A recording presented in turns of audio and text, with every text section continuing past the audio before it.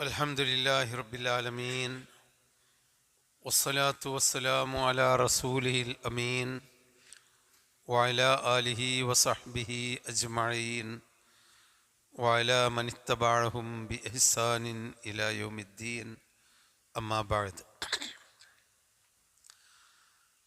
أعوذ بالله من الشيطان الرجيم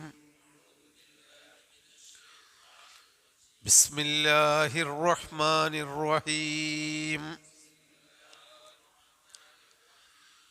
أذلك خير نزلا أم شجرة الزقوم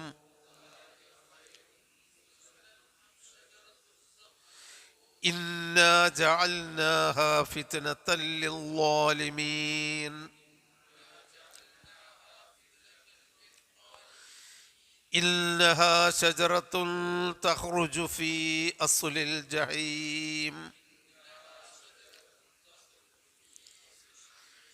تلعها كأنه رؤوس الشياطين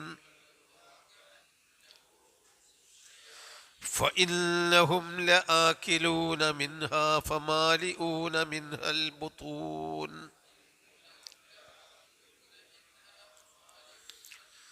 ثم إن لهم عليها لشوبا من حميم ثم إن مرجعهم لإلى الجحيم إنهم ألفوا آباءهم ضالين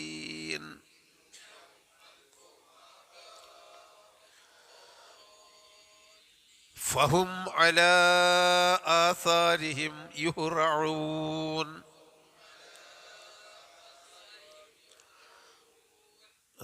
അവിടെക്കട്ടെ. ജന്നാത്തുൽ നഈമിനെ പറ്റിയാണ് കഴിഞ്ഞ ആയത്തുകളിൽ പറഞ്ഞ് അവസാനിപ്പിച്ചത്. ആ ജന്നാത്തുൽ നഈം കിട്ടാൻ ആവശ്യമായ മുഖ്ലസീങ്ങളായ അടിമകൾക്ക് അള്ളാഹു അവിടെ നൽകുന്ന സ്വർഗത്തിൽ നൽകുന്ന പാനീയങ്ങളും ഇണകളും അവർക്ക് അവിടെ നൽകുന്ന ജീവിത സുഖങ്ങളുമെല്ലാം പറഞ്ഞിട്ട് ലിമിസ്ലി ഹാദാ ഫൽ യഅ്മലിൽ ആമിലൂൻ, അവിടെയാണ് നമ്മൾ അവസാനിപ്പിച്ചത്. ഇതുപോലെയുള്ള ഒരു ജീവിതത്തിന് വേണ്ടിയാണ് ചെയ്യുന്നവർ ചെയ്യേണ്ടത്.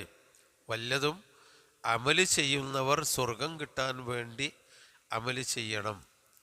അമലുകൾ ചെയ്താൽ പോരാ, ആ അമല് അള്ളാഹു സ്വീകരിക്കുന്ന തരത്തിൽ സ്വർഗ ലബ്ധി, അതാണല്ലോ നമ്മുടെ പരമ ലക്ഷ്യം, അത് കിട്ടുന്ന തരത്തിൽ അമല് ചെയ്യണം. അത് ചെയ്യണമെങ്കിൽ ഒന്ന് അള്ളാഹും റസൂലും പറഞ്ഞതുപോലെ അമല് ചെയ്യണം. ബിദ്അത്തുകൾ അള്ളാഹുവും റസൂലും വിരോധിച്ചതോ കാണിച്ചു തരാത്തതോ ആയ അനാചാരങ്ങൾ എന്ന് പറയുന്ന നമ്മൾ മതത്തിൽ കെട്ടിച്ചമച്ചുണ്ടാക്കിയ എത്ര വലിയ അമലുകളായിരുന്നാലും, അതായത് നമസ്കാരം, പല നമസ്കാരങ്ങളും കെട്ടിച്ചമച്ചുണ്ടാക്കിയ നമസ്കാരങ്ങളുണ്ട്. 1000 റക്അത്ത് നമസ്കരിക്കുക, അതുപോലെ ചില മൗലുദുകളിൽ ആവശ്യപ്പെടുന്ന നമസ്കാരങ്ങളുണ്ട്. അതുപോലെ സലാത്തുർ റഗായിബ്, ആഗ്രഹങ്ങൾ സഫലീകരിക്കാൻ എന്ന് പേരിൽ പലരും ചെയ്തു വരുന്ന നമസ്കാരങ്ങളുണ്ട്, പ്രത്യേക നമസ്കാരങ്ങൾ. ആ തരത്തിലുള്ള നമസ്കാരങ്ങളല്ല. ഫർള് നമസ്കാരം അള്ളാഹു നമുക്ക് നിർബന്ധമാക്കിയിട്ടുണ്ട്. അതിൻ്റെ മുമ്പും ശേഷവുമുള്ള സുന്നത്തുകൾ അള്ളാഹു ഐച്ഛികമായി കൽപ്പിച്ചിട്ടുണ്ട്. ഫർളല്ലെങ്കിലും അത് ചെയ്താൽ ഫർള് നമസ്കാരങ്ങളുടെ കുറവുകൾ നികത്താൻ അത് പറ്റുന്നതാണെന്ന്, അതുപോലെ മനസ്സിനും കാലുറപ്പിനും ഒരു നിലപാടുണ്ടാവാനും പറ്റിയ തരത്തിൽ രാത്രി തഹജ്ജുദ് നമസ്കാരം അള്ളാഹു നമുക്ക് നിശ്ചയിച്ചിട്ടുണ്ട്. പകൽ സമയത്ത് കൂടുതൽ അള്ളാഹുവിൻ്റെ ബർക്കത്ത് ലഭിക്കാൻ ളുഹാ നമസ്കാരമുണ്ട്. പള്ളിയിലേക്ക് കയറി വന്നാൽ തഹിയ്യത്ത് നമസ്കാരമുണ്ട്. ജനാസ നമസ്കാരം എന്നത് അതൊരു പ്രാർത്ഥനയുടെ ഭാഗമായിട്ടുള്ള നമസ്കാരം എന്ന പേരിൽ അറിയപ്പെടുന്നതുണ്ട്. മഴയെ തേടാൻ വേണ്ടി 2 റക്അത്ത് നമസ്കരിക്കുന്നുണ്ട്, ഖുസൂഫ് ഗ്രഹണമുണ്ടാകുമ്പോൾ നമസ്കരിക്കുന്നുണ്ട്, പെരുന്നാളിൻ്റെ നമസ്കാരങ്ങളുണ്ട്. ഇതിൻ്റെ അപ്പുറത്ത് ഇതൊന്നുമല്ലാത്ത റസൂലുള്ള പഠിപ്പിക്കാത്ത മറ്റു നമസ്കാരങ്ങൾ നമുക്ക് ചെയ്യാൻ പാടില്ല. അതാണ് അത്തരം അമലുകൾ ചെയ്താൽ ആമിലത്തുൽ നാസിബ, കുറേ ചെയ്ത് ക്ഷീണിക്കുക എന്നല്ലാതെ തസ്ലാ നാറൻ ഹാമിയ, ചൂടുള്ള നരകത്തിലേക്ക് കടന്നു പോകേണ്ടി വരും. ഓരോ കാലഘട്ടത്തിലും ഓരോരുത്തരും ഓരോരോ നമസ്കാരം ഉണ്ടാക്കി അത് നിർവഹിച്ചാൽ ദീനിന് വലിയൊരു അർത്ഥമില്ലല്ലോ. ദീന് റസൂലുള്ളാഹിൻ്റെ കാലം മുതലുള്ള അതേ ദീന് തന്നെയാണ് ഇപ്പോഴും നമുക്കുള്ളത്. അതുപോലെ മറ്റു ദിക്റുകളാവട്ടെ തസ്ബീഹ് ആവട്ടെ, അതിനൊക്കെ ഒരു കൃത്യമായ രീതി നബി സല്ലല്ലാഹു അലൈഹി വസല്ലമ പഠിപ്പിച്ചു തന്നിട്ടുണ്ട്. അതിന് അപ്പുറത്തേക്ക് പോയാലും ഇപ്പുറത്തേക്ക് പോയാലും അത് അനാചാരങ്ങളിലോ വീഴ്ചകളിലോ പെടും. ആ ജാതി പ്രവർത്തനങ്ങൾ ചെയ്യരുത്. അതാണ് പറഞ്ഞ പോലെ ചെയ്യുക. അത് ആത്മാർത്ഥതയുണ്ടായിരിക്കുക. ആളുകളെ കാണിക്കാൻ വേണ്ടി ചെയ്താൽ അത് അല്ലാഹു സ്വീകരിക്കുകയില്ല. അശ്രദ്ധയും ആത്മാർത്ഥതയും ഇല്ലാതെ ചെയ്താലും അല്ലാഹു തആല സ്വീകരിക്കുകയില്ല. അപ്പോൾ അതാണ്. മാത്രമല്ല, നമ്മൾ ഏതൊരു അമല് ചെയ്താലും അള്ളാഹുവിനോട് അത് സ്വീകരിക്കാൻ വേണ്ടി പ്രാർത്ഥിക്കുക കൂടി വേണം. ഇബ്രാഹിം നബി അലൈഹിസ്സലാം ചെയ്ത ഏറ്റവും വലിയ അമലുകളിലൊന്നാണ് കഅബ നിർമ്മിച്ചു എന്നത്. അതിൽ നമുക്കുള്ള മാതൃക അതാണ്. കഅബ ഇബ്രാഹിം നബി അലൈഹിസ്സലാം നിർമ്മിച്ചു. ആ കഅബക്ക് ചുറ്റും നിന്ന് എത്ര കാലം നമസ്കരിക്കുന്നുണ്ടോ അതിൻ്റെയൊക്കെ പ്രതിഫലം അതിൻ്റെ തുടക്കക്കാരനായ ആ പ്രവാചകൻ അബുൽ അംബിയാന് കിട്ടുമല്ലോ. എന്നിട്ട് പോലും അദ്ദേഹത്തിൻ്റെ ഭയം അദ്ദേഹം പ്രകടിപ്പിച്ചത് റബ്ബനാ തഖബ്ബൽ മിന്നാ ഇന്നക അൻത സമീഉൽ അലീം വതുബ് അലൈനാ ഇന്നക അൻത തവ്വാബുർ റഹീം എന്ന പ്രാർത്ഥനയിൽ കൂടിയാണ്. പടച്ചോനെ, ഞാൻ ഈ ചെയ്തത് നീ സ്വീകരിക്കണമേ, എല്ലാം കേൾക്കുന്നവനും അറിയുന്നവനുമാണല്ലോ നീ. ഞങ്ങളിൽ നിന്ന് വന്ന കുറ്റങ്ങൾ വിട്ടുപുറത്ത് പശ്ചാത്താപം സ്വീകരിക്കണമേ, നീ പൊറുക്കുന്നവനും കരുണാനിധിയുമാണല്ലോ. അപ്പോൾ നമ്മൾ ഏതൊരു അമലുകൾ ചെയ്താലും അത് എത്ര ആത്മാർത്ഥമാണ് എന്ന് നമുക്ക് തോന്നിയാലും അള്ളാഹുവിന് വലിച്ചെറിഞ്ഞു കൊടുക്കുകയല്ല വേണ്ടത്. അള്ളാഹുവിനോട് പ്രാർത്ഥിച്ച് അത് കബൂലാക്കാൻ വേണ്ടി പ്രാർത്ഥിച്ചിട്ട് വേണം നമ്മൾ ആ അമലുകൾ അവസാനിപ്പിക്കേണ്ടത്. അങ്ങനെയൊക്കെയുള്ള അമലുകൾക്കാണ് വല്ലതും ചെയ്യുന്നുണ്ടെങ്കിൽ ഇതുപോലുള്ളതൊക്കെ ചെയ്തോളി, വേറെ ഉള്ളത് ചെയ്തിട്ട് കാര്യമില്ല. ലിമിസ്ലി ഹാദാ ഫൽ യഅമലിൽ ആമിലൂൻ. ഇത് സ്വർഗവാസികളെ പറ്റി പറഞ്ഞു. അതിന് നേരെ ഇപ്പുറത്തുള്ള ആളുകളെ പറ്റിയാണ് പറയുന്നത്. അദാലിക ഖൈറുൻ. ആ പറഞ്ഞ ദാലിക്ക എന്ന് പറഞ്ഞാൽ മേൽപ്പറഞ്ഞ ആ കാര്യങ്ങൾ, ആ സ്വർഗജീവിതം, ആ സ്വർഗജീവിതത്തിലേക്ക് എത്തുന്ന പ്രവർത്തനങ്ങളും അതാണോ നല്ലത്? നുസുലൻ, മനുഷ്യന് കിട്ടുന്ന സദ്യ സൽക്കാരം. നുസുല് നസല എന്ന് പറഞ്ഞാൽ ഇറങ്ങിയെന്ന. നുസുല് എന്ന് പറഞ്ഞാൽ ഒരു ഇറങ്ങിയാൽ കിട്ടുന്ന ആ സ്വീകരണവും സദ്യക്കുമാണ് നുസുല് എന്ന് പറയാം. അപ്പോൾ നമ്മളിപ്പോൾ ഒരു വീട്ടിൽ ചെന്ന് ഇറങ്ങുക, അതിന് നസൽത്തു ഫീ ബൈത്തിഹിം, അവരെ വീട്ടിൽ ചെന്ന് ഞാൻ ഇറങ്ങി. പിന്നെ ഹസൽത്തു നുസുലൻ, ആ ഇറങ്ങിയാൽ കിട്ടേണ്ടത് കിട്ടിയെന്ന് പറഞ്ഞാൽ സദ്യയാണ്. അപ്പം അദാലിക ഖൈറുൻ നുസുലൻ, ആ സ്വർഗമാകുന്ന ആ അള്ളാഹുവിൻ്റെ ദാനം, ആ സദ്യ, അതാണോ ഖൈറായിട്ടുള്ള സദ്യ? അം ഷജറത്തു സഖൂം, അതല്ല സഖൂം വൃക്ഷമാണോ നിങ്ങൾക്ക് കിട്ടേണ്ട സദ്യ? ഏതാ ഖൈറ്? അത് നിങ്ങൾ തീരുമാനിക്കണം എന്നാണ് അല്ലാഹു സുബ്ഹാനഹു തആല നമ്മളോട് പറയുന്നത്. സ്വർഗമാകുന്ന സന്തോഷത്തോടുകൂടി കഴിഞ്ഞുകൂടുന്ന, പരസ്പരം മുഖാമുഖം നോക്കി ഇരുന്ന് ആസ്വദിക്കുന്ന, നല്ല ഇണകളുള്ള, നല്ല ഭക്ഷ്യവസ്തുക്കളുള്ള, അതാണോ നിങ്ങൾക്ക് വേണ്ടത്? നിങ്ങൾക്ക് സദ്യയായി കിട്ടേണ്ടത്? അതല്ല, ഷജറത്തു സഖൂമാണ്. സഖൂം എന്നതിന് മലയാളത്തിലൊരു അർത്ഥമില്ല. എന്നാലും നമ്മുടെ പണ്ഡിതന്മാരായ മലയാള പണ്ഡിതന്മാർ അമാനി മൗലവി റഹ്മത്തുള്ളാഹി കള്ളിമുള്ള് എന്നാണ് അതിന് അർത്ഥം വെച്ചത്. അതായത് അറബ് നാട്ടിൽ ഉഷ്ണമേഖലാ പ്രദേശങ്ങളിൽ വളരുന്ന കട്ടിയുള്ള ഇലകളും വളരെ മൂർത്ത മുനകളുള്ള ഒരു തരം വൃക്ഷമാണ് കള്ളിമുള്ള്. നമ്മളെ കള്ളിമുള്ള് അങ്ങനെ തന്നെ. ഒരു തരം കള്ളിച്ചെടികളുണ്ടല്ലോ, അതും അങ്ങനെ തന്നെയാണ്.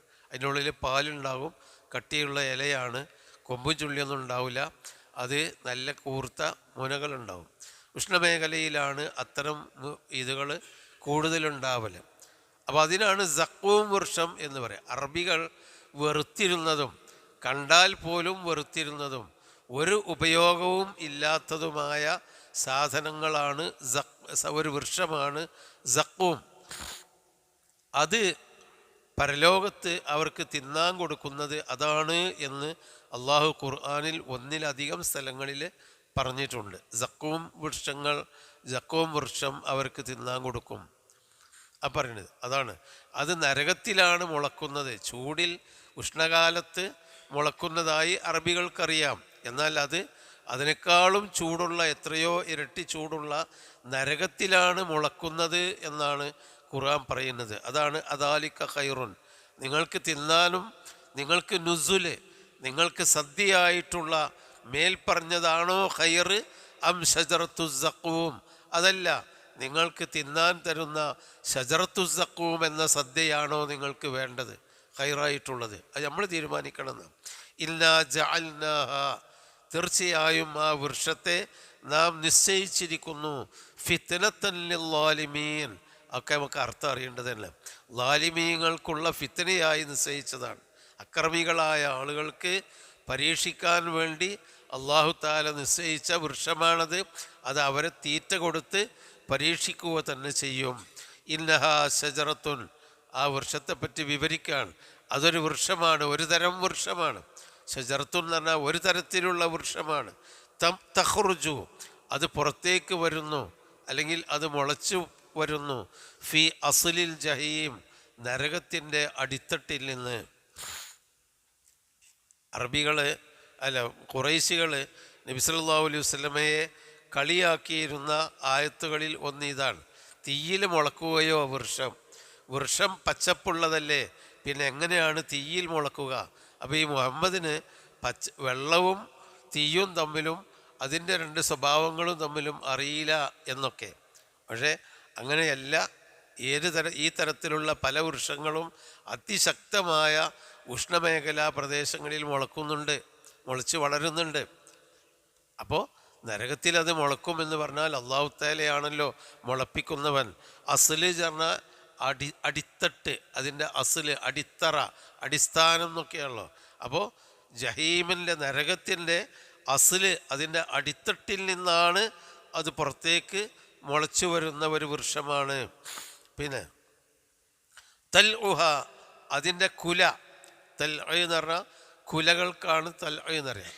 കഅന്നഹു റൂഉസു ശയാത്തീൻ, ചെകുത്താന്മാരുടെ തലകൾ പോലെ ഇരിക്കുന്നു. അത് അറബി സമൂഹത്തിൻ്റെ ഒരു പ്രയോഗമാണ്. അതായത് വൃത്തികെട്ടതും ഇഷ്ടപ്പെടാത്തതുമായ എന്ത് കണ്ടാലും ചെകുത്താൻ്റെ തല എന്ന് പറയും, ചെകുത്താൻ്റെ തലൻ്റെ മാതിരിയാണ്. അപ്പോൾ അത് മനുഷ്യന്മാർക്ക് ഇപ്പോൾ ചെകുത്താൻ ആരും കണ്ടിട്ടില്ല, അതിൻ്റെ തല എങ്ങനെയെന്നുണ്ടെങ്കിലും അവരുടെ മനസ്സിലൊരു സങ്കല്പമുണ്ട്. ചെകുത്താൻ എന്ന് പറയുന്നത്, ശൈത്താൻ എന്ന് പറയുന്നത് മനുഷ്യനെ വഴിതെറ്റിക്കുന്ന ഒരു മഹാപാപ്പിയാണ്. അപ്പോൾ അവൻ്റെ തല ഒരു സന്തോഷമുള്ളതായിരിക്കില്ല, ഭീകരമാണ്. മുടി വാർന്ന് ഒതുക്കി വെക്കണം എന്ന് നബി പഠിപ്പിച്ചിട്ടുണ്ട്. നമ്മളെ മുടി മൻകാന ലഹു ഷഅറുൻ ഫൽയുക്രിംഹു, മുടിയുള്ളവരൊക്കെ അതിനെ ആദരിക്കണം. അപ്പോൾ അതിനെ എപ്പോഴും വെട്ടി നന്നാക്കി അതിന് എണ്ണയൊക്കെ കൊടുത്ത് അത് വാർന്ന് വെക്കാൻ പറ്റുന്നെങ്കിൽ വാർന്നു വെച്ച്, അങ്ങനെ തന്നെയാണ് നബി കൽപ്പിച്ചത്. എന്നാൽ ഒരു സഹാബി മുടിയൊക്കെ ഒന്നും വാർന്നു ഒതുക്കാതെ ആകെ കൂടി ഭീകര രൂപം കൊണ്ട് വന്നപ്പോൾ നബി അയാളോട് പറയുന്നുണ്ട്, എൻ്റെ തല ചെകുത്താൻ്റെ തലൻ്റെ മാതിരിയാണ്. അപ്പോൾ നമ്മളും പറയണ്ടല്ലോ, എന്താ എൻ്റെ കണ്ണുമുറകൾ ചെകുത്താൻ്റെ മുത്ത് നോക്കിയ മാതിരി. ആ ഒരു പ്രയോഗം മാത്രമാണ്. അതല്ലാതെ ചെകുത്താൻ്റെ തല പോലെയാണ് സക്കൂം വൃക്ഷത്തിൻ്റെ കുലകൾ എന്നൊക്കെ പറയുമ്പോൾ ഒരു ചെകുത്താനെ നമ്മൾ സങ്കല്പിക്കേണ്ടതില്ല ആ കുല നോക്കിയിട്ട്. സക്കൂം വൃക്ഷത്തിൻ്റെ കുല അറബ് നാടുകളിലൊക്കെ അവർ പറയുന്ന സക്കൂമിൻ്റെ കുല കുലച്ച് നിൽക്കുന്ന ഒരു തരം മുള്ള് അടക്കം നിൽക്കുന്ന ഒരു സാധനമുണ്ട്. അതൊരു ഭീകര വസ്തുവാണ് എന്നുള്ള അർത്ഥേ അതിനുള്ളൂ. കഅന്നഹു റൂഉസു ശയാത്തീൻ, ശൈത്താന്മാരുടെ തല പോലെയുണ്ട് എന്ന് പറഞ്ഞാൽ അതേ ഉള്ളൂ. അതാണ് കണ്ടില്ലേ. ഇപ്പോൾ ഇമാം സഅദി റഹിമഹുല്ലാഹ് പറയുന്നത്, ഫലാ തസ് അൽ ബഅദ ഹാദാന്ന്, പിന്നെ ആ വൃക്ഷത്തെപ്പറ്റി ഇനി വേറെ ചോദിക്കണ്ടല്ലോ. ശൈത്താൻ്റെ തലൻ്റെ മാതിരിയാന്ന് പറഞ്ഞാൽ പിന്നെ അതിൻ്റെ മെച്ചം വേറെ ചോദിച്ചുണ്ടാക്കണ്ടല്ലോ. അൻ തഅമിഹ, അതിൻ്റെ രുചിയെപ്പറ്റി വേറെ ചോദിക്കണ്ടല്ലോ. ഉമാ തഫ്അലു ഫി അജ്വാഫിഹിം വബുത്തൂനിഹിം, അവരുടെ വയറ്റിലേക്ക് ആ വൃക്ഷം ആ ചെടി അവർ നരകത്തിൽ നിന്ന് തിന്നു കഴിഞ്ഞാൽ അത് എന്താ ചെയ്യുക എന്നുള്ളത് പറയണ്ടല്ലോ. അത്രയും ഭീകരമാണ് എന്നേ അതിനർത്ഥമുള്ളൂ. കഅന്നഹു റൂസു ശയാത്തീൻ, എന്നിട്ട് ഫഇന്നഹും, തീർച്ചയായും അവർ, ആ പാപ്പികൾ, അവർ എന്നതുകൊണ്ട് അതിനെ തിന്നുന്ന ആ ആളുകൾ, അതായത് ആ പാപ്പികൾ, ലആകിലൂന മിൻഹാ, ആ മരത്തിൽ നിന്ന് തിന്നുന്നവരാണ്. മരത്തിൽ നിന്ന് എടുത്തിട്ട് അവരതിനെ ആവശ്യമായത് തിന്നും. ഫമാലിഊന മിൻഹു, മല എന്ന് പറഞ്ഞാൽ നിറഞ്ഞു. റബ്ബനാ ലക്കൽ ഹംദ് മിൽ അസ്സമാവാതി വമിൽ അൽ അർളി എന്ന് നമ്മൾ പറയാറുണ്ടല്ലോ. മിൽ എന്ന് പറഞ്ഞാൽ നിറയെ, ആകാശഭൂമികൾ നിറയെ അള്ളാഹുവേ ഞങ്ങളുടെ രക്ഷിതാവേ നിനക്കാണ് സർവസ്തുതിയും. അതാണ് മിൽ. മിൽ എന്ന് പറഞ്ഞാൽ നിറയെ. മിൽ അൽ ബുത്തൂൻ ഫമാലിഊന മിൻഹാ, ആ ആ സഖൂം വൃക്ഷത്തിൽ നിന്ന് അവർ നിറക്കുന്നതാണ് അൽ ബുത്തൂൻ, അവരുടെ വയറുകളെ. അപ്പം നരകത്തിൽ ഇട്ട ആളുകൾക്ക് അള്ളാഹു തആല തിന്നാൻ കൊടുക്കുന്നതാണ്. അതിന് മറ്റു പല സ്ഥലങ്ങളിലും അതിന് അള്ളാഹു വിവരിച്ചിട്ടുണ്ട്. അപ്പം നരകത്തിൽ ഇട്ട് കഴിഞ്ഞാൽ അത്ര വലിയ, നമ്മളെ ചൂടിനേക്കാളും 700 ഇരട്ടി ചൂടുള്ള ആ ഒരു നരകത്തിലേക്ക് മനുഷ്യനെ എറിഞ്ഞു കഴിഞ്ഞാൽ അവനാണ്ട് കരിഞ്ഞ് വെണ്ണൂറായി കരിക്കട്ടയായി പോവില്ലേ. അതൊക്കെ അള്ളാഹു തആല പറയുന്നുണ്ട്. അവർക്ക് അവരുടെ കുല്ലമാ നളിജത്ത് ജുലൂദുഹും ബദ്ദൽനാഹും ജുലൂദൻ ഗൈറഹാ ലിയദൂഖുൽ അദാബ്, നരകത്തിൻ്റെ ചൂടേറ്റ് അവരുടെ തൊലികൾ ഉരുകി വെന്തുരുകി പോകുമ്പോൾ വേറെ അള്ളാഹു തആല തൊലികൾ കൊടുക്കുകയും എന്നിട്ട് മരിക്കാൻ അവരെ അള്ളാഹു അനുവദിക്കില്ല. ആ നരകത്തിൻ്റെ ഭീകരത കാലാകാലം ആസ്വദിക്കേണ്ടി വരും എന്ന്. അപ്പം അങ്ങനെ നരകത്തിൽ ജീവിച്ചിരിക്കുന്ന പാപ്പികളായ ആളുകൾക്ക്, നഊദു ബില്ലാ, അള്ളാഹു കാത്തുരക്ഷിക്കുമാറാവട്ടെ, ആ പാപ്പികൾക്ക് അള്ളാഹു തആല അവർക്ക് അപ്പം തിന്നാനും കൊടുക്കേണ്ടി വരില്ലേ. ആ തിന്നാൻ കൊടുക്കുന്നത് ഇതാണ്, ഷജറത്തു സഖൂമാണ്.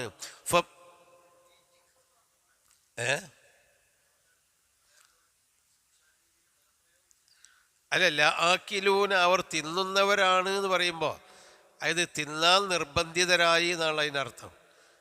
ആക്കിലൂന, തീർച്ചയായും അവർ തിന്നും. തീറ്റിക്കും എന്ന് പറയുമ്പോൾ ഓന് അതിന് മാറിച്ചാടാനും, കുട്ടികളെ നമ്മൾ തീറ്റിക്കുമ്പോൾ പകുതി പള്ളിയിലാവും പകുതി പുറത്താവുമല്ലോ. ഇതല്ല, ഇത് അല്ല, ആക്കിലുൻ എന്ന് പറഞ്ഞാൽ തിന്നുന്നവൻ. യഅ്കുലൂന എന്ന് പറഞ്ഞാൽ അത് അവർ തിന്നുന്നു എന്നാണ് അർത്ഥം. തിന്നുന്നു. ആക്കിലുൻ എന്ന് പറഞ്ഞാൽ തിന്നുന്നവർ, തിന്നുന്നവൻ. ആക്കിലുൻ, ഖാത്തിലുൻ പോകുന്നവൻ, ദാഹിബുൻ. യദ്ഹബു എന്ന് പറഞ്ഞാൽ പോകുന്നു, ദാഹിബു എന്ന് പറഞ്ഞാൽ പോകുന്നവൻ. അതായത് അവൻ പോകും. യദ്ഹബു, അവൻ പോകും എന്ന് പറയുമ്പോൾ, അവൻ പോകും എന്ന് പറയുമ്പോൾ ഭാവിയിൽ വരാനുള്ള ഒരു കാര്യമാണ്, ആയിട്ടില്ലല്ലോ. നേരെ മറിച്ച് പോകുന്നവൻ എന്ന് പറയുമ്പോഴോ ആ പോകുന്നുണ്ടവൻ. അപ്പോൾ അള്ളാഹു തആല ഇപ്പം തന്നെ പറയാം, അത് തിന്നുന്നുണ്ടവൻ. തിന്നുന്നു എന്ന് പറയുമ്പോൾ അത് ഉറപ്പായിട്ടും വരുന്ന കാര്യമാണ്. ഒരു പ്രവൃത്തി ചെയ്തുകൊണ്ടിരിക്കുമ്പോഴാണ് ആക്കിലുൻ എന്ന് പറയാം, തിന്നുന്നവൻ. അപ്പം ചെയ്തിട്ട് പാപ്പികൾ നരകത്ത് കടന്നിട്ടില്ലല്ലോ. അപ്പം കടന്നിട്ട് അവർ എന്തായിരുന്നാലും അവർ തിന്നും എന്ന ഒരു തഅ്കീദ് ആ വാക്കിലുണ്ട്. ലആകിലൂന, അവർ തിന്നുന്നവരാണ്. തീറ്റിക്കുന്നവരിൽ വേറെ പദപ്രയോഗമാണ്. വയറ്, അതുകൊണ്ട് വയറ് നിറച്ച് തിന്നുന്നവരാണ് എന്ന് പറഞ്ഞാൽ ഏതായിരുന്നാലും അവർ തിന്നും. പിന്നെ സുമ്മ ഇന്നഹും, ഞാൻ തിന്നാൻ മാത്രം പോരല്ല, കുടിക്കും വേണ്ടേ, വെള്ളം വേണ്ടേ. സുമ്മ ഇന്നലഹും, പിന്നീട് അവർക്കുണ്ടായിരിക്കും, അലൈഹ, ആ ഭക്ഷണത്തിൻ്റെ മേൽ, ആ സഖൂം വൃക്ഷത്തിൻ്റെ മേലെ തിന്നു കഴിഞ്ഞിട്ട് അതിന്മേൽ ലശൗബം മിൻ ഹമീം, തിളച്ചു മറിയുന്ന വെള്ളത്തിൻ്റെ ഒരു സൂപ്പ്, ഷോബ് എന്ന് പറഞ്ഞാൽ ഒരു ഷുർബ, ഒരു സൂപ്പ്, ഒരു കലർപ്പ്. അതാണ് ആ കലർപ്പ്. തഫ്സീറുകളിലും ഹദീസുകളിലും പറയുന്നത് നരകത്തിൽ കിടന്ന് എരിയുന്ന ആളുകളുടെ ശരീരത്തിൽ നിന്നൊലിക്കുന്ന ചോരകളും ചലങ്ങളുമാണ് അതിൻ്റെ പിന്നെ കലർപ്പായിരിക്കുക. അപ്പോൾ ചോരയും ചലവും മാകുന്ന വെള്ളം തിളച്ച് മറിഞ്ഞ് ഇതിൻ്റെ മേലെ തിന്നാൻ കൊടുക്കും എന്ന് പറഞ്ഞാൽ, ഇപ്പോൾ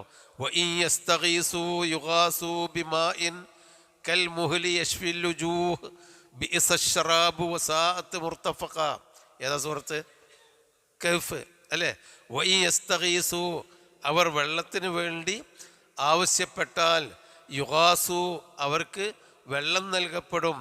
ബിമാഇൻ ഒരു തരം വെള്ളം, കൽ മുഹ്ലി ഉരുകിയ ലോഹം പോലെയുള്ള, യശ്ഫിൽ ഉജൂഹ അത് മുഖത്തെ പോലും കരിച്ചു പോകും. അതായത് കുടിക്കാൻ വേണ്ടി വായിലേക്ക് അടുപ്പിക്കുമ്പോൾ മുഖം പോലും കരിഞ്ഞു പോകുന്ന തരത്തിലുള്ള ലോഹം ഉരുകിയത്. മുഹ്ല് എന്ന് പറഞ്ഞാൽ അതാണ് നമ്മളെ കീടങ്ങളും ലോഹങ്ങളും ഉരുകിയ വെള്ളം എന്ന് പറയുന്നുണ്ട്. സുഖൂ മാ അൻ ഹമീമ ഒരു സ്ഥലത്തുണ്ട്, അവർക്ക് ചുട്ടുപൊള്ളുന്ന വെള്ളം കുടിക്കപ്പെടും. അതിൻ്റെ പുറമെ അത് ഷൗബായിരിക്കും. ഷൗബ് എന്ന് പറഞ്ഞാൽ കലർപ്പ് എന്ന, ചൂടുള്ള വെള്ളത്തിൻ്റെ ഒരു കലർപ്പ് എന്ന് പറഞ്ഞാൽ ആ കലർന്നത് ഇതാണെന്നാണ് ഖുർആൻ്റെ മറ്റു ആയത്തുകളും അതുപോലെ ഹദീസുകളിൽ നിന്നും മനസ്സിലാകുന്നത്.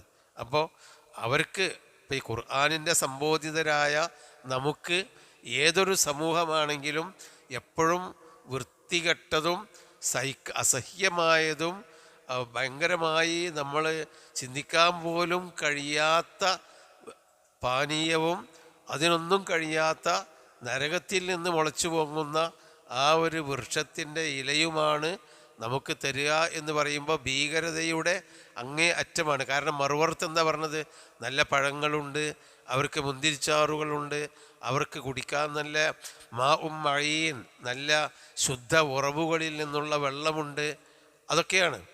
ഇവിടെ ഇത്രയും ഭീകരതയുണ്ട്. ആ രണ്ട് എക്സ്ട്രീമുകൾ, ഭീകരതയുടെയും നന്മയുടെയും രണ്ട് ഭാഗങ്ങൾ അള്ളാഹു വിവരിച്ചു തരികയാണ്. പിന്നെ മനുഷ്യന്മാർക്ക് മനസ്സിലാകുന്ന വിധത്തിൽ പറഞ്ഞാലല്ലേ നരകത്തിൻ്റെ ആ ഒരു, നമുക്കിപ്പോൾ 100 ഡിഗ്രിയിലേറെ ചൂടുള്ള ഒരു സാധനത്തിനെ പറ്റി അതിൽ തൊടുന്നതോ അതിനടുത്തേക്ക് പോകുന്നതിനോ ചിന്തിക്കാൻ പോലും കഴിയില്ല. അപ്പോഴേക്ക് നമ്മൾ കരിഞ്ഞു പോകുന്നതാണ് നമ്മൾ വിശ്വാസം. ഇത് 700 ഇരട്ടി ചൂടുള്ള ഒരു സാധനം എന്ന് പോലും നമ്മുടെ ചിന്തയുടെ അടുക്കൽ വരുന്നില്ല. അതിൻ്റെ ഉള്ളിൽ കത്തിക്കരിയുന്ന പച്ച മനുഷ്യൻ്റെ മാംസം, അതിൽ നിന്നൊഴുകുന്ന നീരും അവരിൽ കിട്ടുന്ന ഭക്ഷണവും നമുക്ക് മനസ്സിൽ വരുന്നില്ല. അപ്പോൾ അത് നമുക്കൊരു ഏകദേശം ഒരു രൂപം കിട്ടാൻ വേണ്ടി ആയിരിക്കണം അല്ലാഹു തആല ഈ നിലക്ക് നമുക്ക് പറഞ്ഞു തരുന്നത്. എന്നിട്ട് എന്താണ്? സുമ്മ ഇന്ന ലഹും അലൈഹ അതിന്മേൽ ലശൗബം മിൻ ഹമീം, ഹമീമിൻ്റെ ഒരു കലർപ്പുള്ള വെള്ളവും അവർക്കുണ്ടായിരിക്കും. ഹമീം എന്ന് പറഞ്ഞാൽ ചൂടുള്ളത് എന്നാണ്, വളരെ ചൂടുള്ള, ഹോട്ട് എന്നുള്ള അർത്ഥത്തിലാണ്. അതിന് സദീഖുൻ ഹമീം എന്നും പറയലുണ്ട്. നമ്മളെ ചങ്ങായിമാരെ പറ്റി പറയുമ്പോൾ യാ സദീഖി അൽ ഹമീം എന്ന് പറഞ്ഞാൽ എൻ്റെ ചൂടുള്ള സഹോദരൻ എന്ന് പറഞ്ഞാൽ അത്രയും അടുത്ത ബന്ധമുള്ള എന്നൊരർത്ഥവും ഹമീമിനുണ്ട്. അതാണ് നമ്മളെ ഡിയർ ഫ്രണ്ട്സ് എന്നൊക്കെ പറയുന്ന ആ ഒരർത്ഥത്തിലും ഹമീം എന്ന് പറയലുണ്ട്. ഇവിടെ വെള്ളത്തിനാണ് ആ ഹമീം, ഏറ്റവും ചൂടുള്ള വെള്ളം. സുമ്മ ഇന്ന മർജിഅഹും, പിന്നെ ആ നരകവാസികളുടെ മർജിഅ, അവർക്ക് ഇനിയും നരകത്തിൽ നിന്ന് വീണ്ടും തിരിച്ചു മടങ്ങാനുള്ളത് ലഇലൽ ജഹീം, നരകത്തിലേക്ക് തന്നെയാണ്. ഇതൊക്കെ തിന്നു കുടിച്ചിട്ട് അതിന് കഴിച്ചിലാവില്ല, വീണ്ടും അതിലേക്ക് തന്നെ അല്ലാഹു തആല അവരെ മടക്കപ്പെടും. അവരെ മടങ്ങിപ്പോകാനുള്ള സ്ഥലം ഇലൽ ജഹീം. ല എന്ന് പറഞ്ഞാൽ ശക്തിയായിട്ട് പറയാം, ലഇലൽ ജഹീം, ആ നരകത്തിലേക്ക് തന്നെയാണ്. അപ്പം ഇങ്ങനെയൊക്കെയുള്ള ഒരു അവസ്ഥ എന്തുകൊണ്ട് വന്നു? അവനവന് അല്ലാഹു തആല നൽകിയ ബുദ്ധി കൊണ്ട് ആലോചിച്ച് ശരിയായ മാർഗം അനുസരിച്ച് ജീവിക്കാൻ തയ്യാറായില്ല എന്നുള്ളതാണ്. അല്ലാഹു തആല നമുക്ക് ബുദ്ധി തന്നു, നേർമാർഗം കാണിച്ചു തരുന്ന അമ്പിയാക്കന്മാരെ തന്നു. ആ അമ്പിയാക്കന്മാർ പറഞ്ഞത് ശരിയാണ്, അവരുടെ മാർഗമനുസരിച്ച് ജീവിച്ചാൽ നമ്മൾ വഴിതെറ്റുമോ അതല്ല അറിയാം, നമുക്ക് ഗുണമാണോ ദോഷമാണോ എന്ന് വേർതിരിക്കാനുള്ള വിവേചന ശക്തിയും അല്ല തന്നു. ഇതൊന്നും നമ്മൾ ഉപയോഗപ്പെടുത്താതെ നമ്മളെ കാരണവന്മാർ ചെയ്യുന്നതിനെ അന്ധമായി അനുകരിച്ച് നമ്മൾ പോന്നാൽ കിട്ടുന്ന ദുരന്തമാണിത്. അതുകൊണ്ടാണ് ഇന്നഹും അൽഫൗ ആബാഅഹും ളാല്ലീൻ. അൽഫ എന്ന് പറഞ്ഞാൽ കണ്ടുമുട്ടി, അൽഫുൻ എന്ന് പറഞ്ഞാൽ 1000 ഇവിടെ അൽഫ എന്ന് പറഞ്ഞാൽ കണ്ടുമുട്ടി, ലഖിയാന്ന്. ഇന്നഹും അൽഫൗ അവർ കണ്ടുമുട്ടി, ആബാഅഹും അവരുടെ പിതാക്കന്മാരെ, ളാല്ലീൻ പിഴച്ചവരായി കണ്ടുമുട്ടി.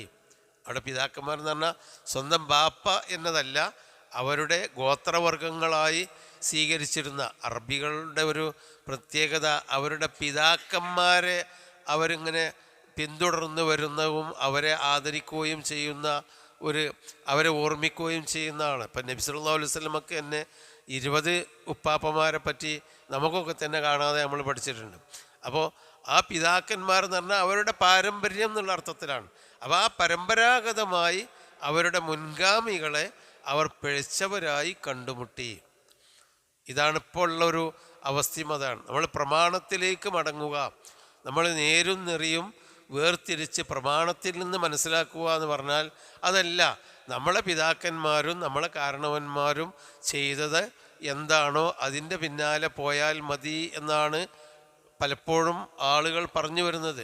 പണ്ഡിതന്മാർ വരെ ജനങ്ങളോട് പറയുന്നത്, എൻ്റെ വാപ്പ ഇങ്ങനെ ചെയ്തിരുന്നോ, എൻ്റെ വാപ്പ ഇന്ന ഇത് ചെയ്തിരുന്നില്ലേ, അവർ നേർച്ച വെച്ചിരുന്നില്ലേ, അവർ റാത്തീബും മൗലൂദും ഇതൊക്കെ ചെയ്തിരുന്നില്ലേ, അവരൊന്നും നരകത്തിലാണോ, എന്നാൽ പിന്നെ ഇജ്ജ് മാത്രം സ്വർഗത്തിൽ പോകുന്നു, എനിക്ക് മാത്രമേ ഖുർആനും ഹദീസൊക്കെ കിട്ടിയിട്ടുള്ളൂ എന്ന് അല്ലാഹു തആല നമ്മളോട് അങ്ങനെ പറഞ്ഞിട്ടില്ല.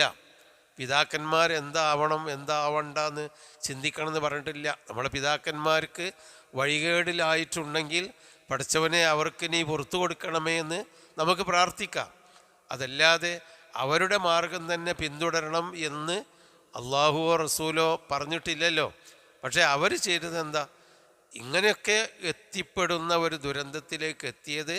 ഇന്നഹും അൽഫൗ ആബാഅഹും ളാല്ലീൻ അവരുടെ പിതാക്കന്മാരെ അവർ വഴിപഴച്ചവരായിട്ട് കണ്ടെത്തി. എന്നിട്ട് ഫഹും അപ്പോൾ അവർ അലാ ആസാരിഹിം ആ പിതാമഹന്മാരുടെ അസറുകളിൽ കാൽപ്പാടുകളിന്മേൽ അവരുടെ പിന്നാലെ യുഹ്റഊൻ അവർ ഓടിപ്പോവുകയാണ്. അമ്പിയാക്കന്മാർ പറഞ്ഞത് സ്വീകരിച്ചില്ല, പ്രമാണങ്ങൾ പറഞ്ഞത് സ്വീകരിച്ചില്ല, ഉപദേശം നൽകുന്ന ആളുകൾ പറഞ്ഞതും സ്വീകരിച്ചില്ല. പിതാക്കന്മാരുടെ പിന്നാലെ യുഹ്റഊൻ എന്ന് പറഞ്ഞാൽ അവർ ഓടിപ്പോവുകയാണ്. അന്തമില്ലാതെ ഓടിപ്പോകുന്നതിനാണ് ഹറ എന്ന് പറയാം. വെപ്രാളപ്പെട്ട് ഓടുകയാണ് പിതാക്കന്മാരുടെ, അതായത് കാരണവന്മാരുടെ പിന്നാലെ.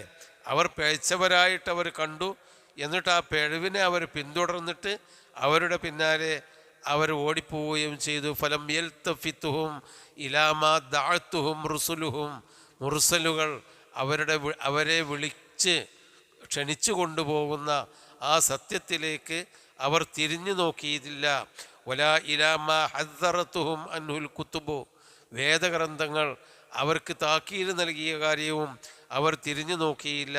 വലാ ഇലാ അഖ്വാലിൻ നാസിഹീൻ നസീഹത്ത് നൽകുന്ന ആളുകളുടെ ഗുണകാംക്ഷയോടുകൂടി ഉപദേശിക്കുന്ന ആളുകളെയും അവർ തിരിഞ്ഞു നോക്കിയില്ല. അവർ കാരണവന്മാർ ചെയ്തതെന്താണോ അതിനെ അപ്പടി പിന്തുടർന്ന് പോയി. അതാണ് ഇന്നഹും അൽഫൗ ആബാഅഹും ളാല്ലീൻ. അപ്പം നമുക്ക് ഇത്രയാണ് ചെയ്യാറുള്ളത്. നമ്മളെ മുൻഗാമികൾ എന്താണോ ചെയ്തത് അതിനങ്ങനെ പിന്തുടർന്ന് പോവുകയല്ല. അവർ നമ്മൾ ഈ അന്ധവിശ്വാസങ്ങളും അനാചാരങ്ങളൊക്കെ ഉണ്ടായിരുന്നല്ലോ, അത് നമ്മളും ചെയ്തു പോകണം. അതല്ല ദീന് എന്ന് പറയുന്നത്. നബി സല്ലല്ലാഹു അലൈഹി വസല്ലമ അദ്ദേഹത്തിൻ്റെ മാതാപിതാക്കളെ നോക്കിയിട്ടല്ലല്ലോ ജീവിച്ചത്. ഒരു നബിയും മാതാക്കളെയോ പിതാക്കളെയോ അല്ലെങ്കിൽ കുടുംബങ്ങളെയോ നോക്കിയിട്ടല്ല ജീവിച്ചത്. അവർക്ക് അല്ലാഹു തആല പഠിപ്പിച്ചു കൊടുത്ത വഹി അനുസരിച്ച് അവർ ജീവിച്ചു. നമുക്ക് ആ വഹിയിൻ്റെ ബാക്കി നമ്മളിൽ നബി വിട്ടു തന്ന ഖുർആനും നബിയുടെ ചര്യയും അതനുസരിച്ച് നമ്മൾ ജീവിക്കണം. അപ്പോൾ വാപ്പാരെന്തോ ആവട്ടെ, അവർക്ക് വേണ്ടി നമ്മൾ പ്രാർത്ഥിക്കണം. അവരിൽ നിന്ന് പിഴവ് ഒരുപക്ഷെ അറിയാത്തത് കൊണ്ടായിരിക്കാം വാപ്പമാർ ഈ വഴിപാടുകളും അന്ധവിശ്വാസങ്ങളും കഴിച്ചത്. അവർക്കാരും പറഞ്ഞു കൊടുത്തിട്ടുണ്ടാവില്ല. അള്ളാഹു അവർക്ക് പുറത്തു കൊടുക്കുമെന്ന് നമുക്കറിയില്ലോ. അങ്ങനെയൊക്കെ ആയിക്കൂടെ. അപ്പോൾ നമ്മൾ അവർക്ക് വേണ്ടി പ്രാർത്ഥിക്കുക എന്നല്ലാതെ അവരെ പിന്തുടരണം. അവർ പണ്ട് മലപ്പുറം നേർച്ച കഴിച്ച് അവരിവിടെ കാശ് വാരി എറിഞ്ഞു, അതിന് തിരക്കാൻ വേണ്ടി നേർച്ചയായിരുന്നു. അങ്ങനെയൊക്കെ ഒരുപാട് അന്ധവിശ്വാസങ്ങൾ ഉണ്ടായിരുന്നല്ലോ. അവർ ഇപ്പുറത്ത് കുറേ ആളുകൾ കുത്താറാത്തീബ് നടത്തി പള്ള കുത്തി പൊളിച്ചിരുന്നു, അങ്ങനെയൊക്കെ ചോര ഒലിപ്പിച്ചിരുന്നു. അങ്ങനെ കുറേ സമ്പ്രദായങ്ങൾ, അങ്ങനെ എന്തെന്തെല്ലാം അന്ധവിശ്വാസങ്ങൾ കഴിഞ്ഞ കാലഘട്ടങ്ങളിലുണ്ടായിരുന്നു. അതിൻ്റെ പിന്നാലെ പോവുകയല്ല, ശരി ഏതാണ് എന്ന് കണ്ടെത്തി അതിൻ്റെ പിന്നാലെ പോവുകയാണ് ഏതൊരു കാലഘട്ടത്തിലും മനുഷ്യൻ്റെ ആവശ്യം. പിന്നെ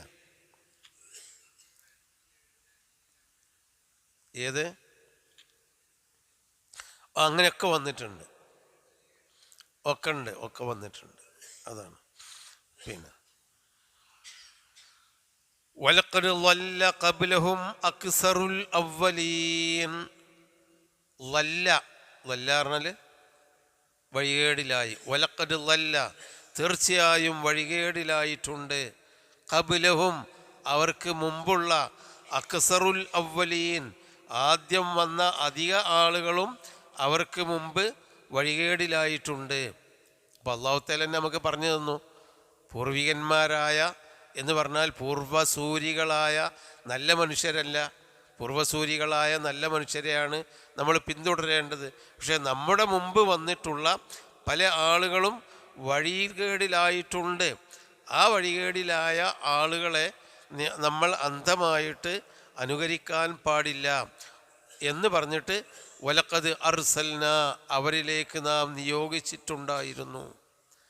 ലഖദ് എന്ന് പറഞ്ഞാൽ തീർച്ചയായും ഇനി പറയാൻ പോകുന്ന കാര്യം ഉണ്ടായിട്ടുണ്ട് എന്ന ഒരു ഉറപ്പിച്ച് പറയാണ്.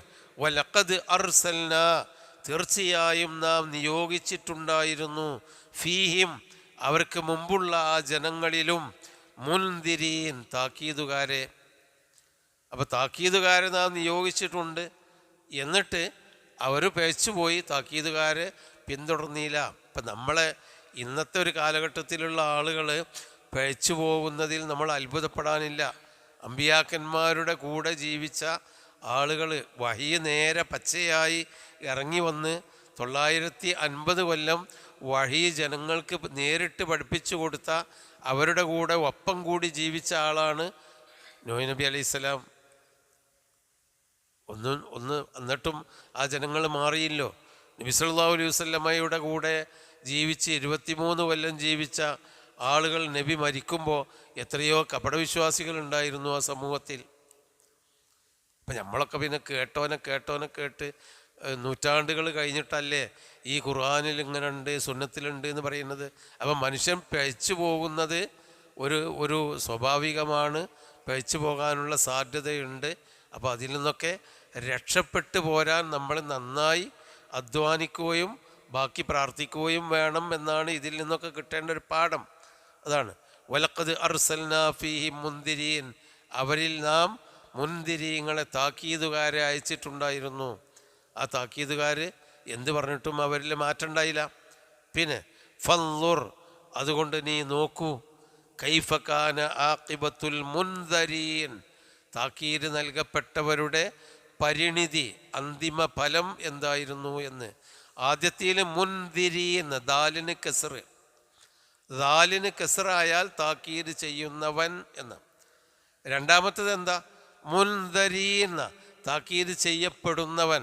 ഒന്ന് ഫായില്, താക്കീത് ചെയ്യുന്നവൻ എന്ന് പറയുന്ന ഇസ്മു ഫായില് എന്ന് പറഞ്ഞാൽ ഒരു കർത്തരി പ്രയോഗത്തിൽ പറയുന്നൊരു വാക്കാണ് താക്കീത് ചെയ്യുന്നവൻ. മുൻദരീൻ എന്ന് പറഞ്ഞാൽ താക്കീത് ചെയ്യപ്പെടുന്നവർ. അപ്പോൾ ഒന്ന് അമ്പിയാക്കന്മാരാണ് മുൻദിർ, നമ്മളൊക്കെ മുൻദറുകളാണ്, താക്കീത് ചെയ്യപ്പെടുന്നവരാണ്. അതാണ് ഫൻളുർ കൈഫ കാന ആഖിബത്തുൽ മുൻദരീൻ, താക്കീത് നൽകപ്പെടുന്ന ആളുകളുടെ ആഖിബത്ത്, അന്തിമ ഫലം, പരിണിതി എന്തായിരുന്നു എന്ന് നീ നോക്ക്.